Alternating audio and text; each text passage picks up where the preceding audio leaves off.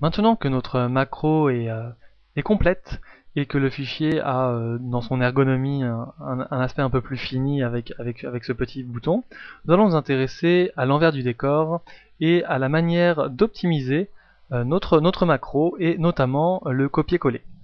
Le copier-coller qui est ici représenté pour le nom du client par une sélection de l'onglet saisie d'abord, puis de la cellule de l'onglet saisie, puis de copier, et ensuite effectivement une autre sélection de l'onglet data et de la cellule A2 pour enfin coller les informations. Il y a une manière beaucoup plus simple de procéder en termes de macro et pour copier-coller les informations, et tout cela peut tenir en fait sur une ligne. Mais avant cela, il faut savoir identifier une cellule précisément en langage codé pour VBA sous Excel. Donc pour cela, je vais vous apprendre effectivement à identifier votre onglet avec Worksheets et entre parenthèses ouvrez les guillemets, le nom de votre feuille de calcul. Il doit être identique à celui qui est proposé visuellement sur l'onglet.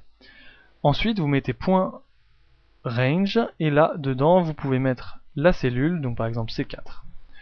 Cette petite partie de code permet en fait d'identifier la cellule C4 de l'onglet saisie.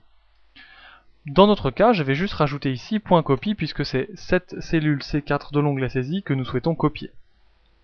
Pour identifier la cellule de destination de l'information, ici nous allons entre parenthèses identifier l'onglet, ici donc le worksheet data, auquel à la suite nous allons faire point range qui en fait va nous permettre d'identifier la cellule de destination qui est donc la cellule A2.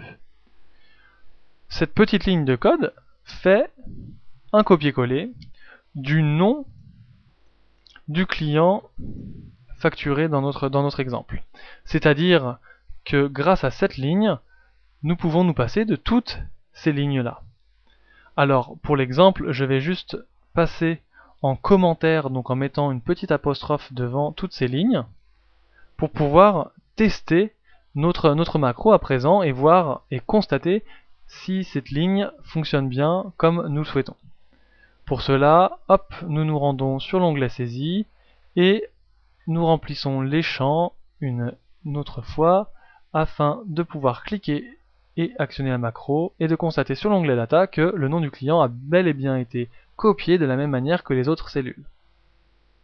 Maintenant que nous avons vu comment améliorer notre macro et ne garder plus qu'une seule ligne pour copier-coller l'information, c'est à votre tour de jouer et à votre tour de transformer chacune de ces redondances en une seule ligne de code pour la date, le montant et le pourcentage.